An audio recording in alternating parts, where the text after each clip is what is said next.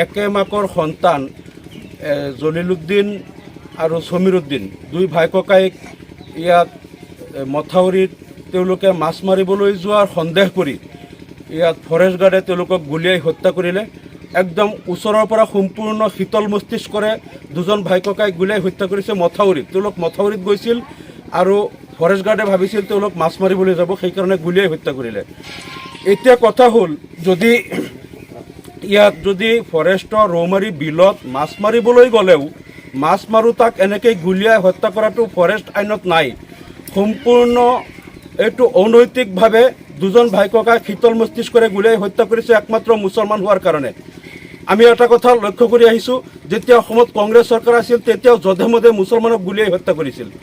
এই বেছিমাৰিত মৰাপাটৰ উচিত মূল্য বিচৰাৰ কাৰণে 4জন লোকক গুলীয়াই হত্যা কৰিছিল।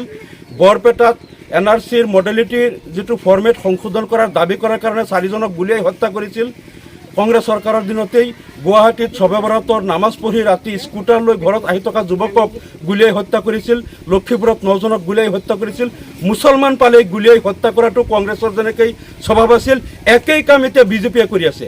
বিজেপিয়ে 2016 চনত কৈছিল যে আমি পৰিৱৰ্তনৰ চৰকাৰ আনিম, আমি পৰিৱৰ্তন বিচাৰোঁ, কংগ্ৰেছৰ অপশাসন আমি অসমৰ পৰা নাইকিয়া কৰিম। কিন্তু দেখা গ'ল বিজেপি চৰকাৰ অহাৰ পিছতো একেইদৰে মুছলমানক বিনা দোষত গুলীয়াই হত্যা কৰাৰ পৰম্পৰা আৰম্ভ হৈ গ'ল। এইটো কেনেকুৱা পৰিৱৰ্তন হ'ল? যি কংগ্ৰেছে সদায় মুছলমানক গুলীয়াই হত্যা কৰিছিল, অসমত মুছলমানৰ ৰক্তৰে ৰঞ্জিত কৰিছিল, বিজেপি আহি পেলাই একেধৰণেই মুছলমানক গুলীয়াই হত্যা কৰি আছে। এইটো কেনেধৰণৰ পৰিৱৰ্তন হ'ল? আমি মুখ্যমন্ত্ৰী হিমন্ত বিশ্ব শৰ্মাক আমি এইটো অনুৰোধ জনাইছোঁ যে আপুনি কংগ্ৰেছৰ নিচিনা মুছলমানক গুলীয়াই হত্যা কৰাৰ এই পৰম্পৰা বন্ধ কৰক। বহুত হৈ গ'ল অসমত নিৰ্দোষ নিৰপৰাধ মুছলমানক কংগ্ৰেছে যেনেকৈ গুলীয়াই বাৰে বাৰে হত্যা কৰিছিল, আপোনালোকৰ বিজেপিয়েও একেদৰে গুলীয়াই হত্যা কৰি আছে। মুছলমান হত্যা কৰা বন্ধ কৰক।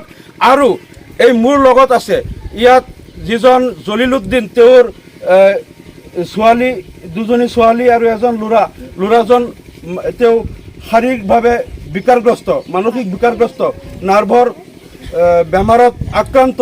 তেওঁ ট্ৰিটমেণ্ট কৰিব পৰা নাই, দুখীয়া মানুহ, ঘৰ একেবাৰে অৱস্থা নাই, তেওঁ আই ঘৰটো সম্পূৰ্ণকৈ বনাব পৰা নাই। আৰু ইফালে সমীৰুদ্দিনৰ কণ দুটা শিশু, এওঁলোক আজি অনাথ, আজি এটিম হৈ গ'ল। তেওঁলোকৰ পিতৃক আৰক্ষীয়ে ঠাণ্ডা মস্তিষ্কৰে শীতল মস্তিষ্কৰে গুলীয়াই হত্যা কৰিলে। গতিকে এই অনাথ শিশুসকলৰ কি অপৰাধ আছিল? তেওঁলোকৰ মাতৃ আজি বিধৱা হৈ গ'ল। কিয় বিধৱা হ'ব লগা হ'ল? এই শিশুসকল কিয় অনাথ হ'ব লগা হ'ল? মুছলমান হত্যাযজ্ঞ কেতিয়া অসমত বন্ধ হ'ব? যেনেকৈ কংগ্ৰেছে বাৰে বাৰে গুলীয়াইছিল মুছলমানক, বিজেপিয়েও একেদৰে মুছলমানক গুলীয়াইছে। কংগ্ৰেছৰ আৰ্হিত মুছলমানক হত্যা কৰা মুখ্যমন্ত্ৰী হিমন্ত বিশ্ব শৰ্মাই বন্ধ কৰক।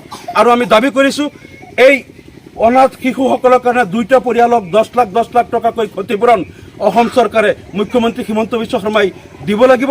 অন্যথা আমি কিন্তু এই বিষয়টো ৰাষ্ট্ৰসংঘৰ মজিয়ালৈকে লৈ যাবলৈ প্ৰস্তুত আছোঁ।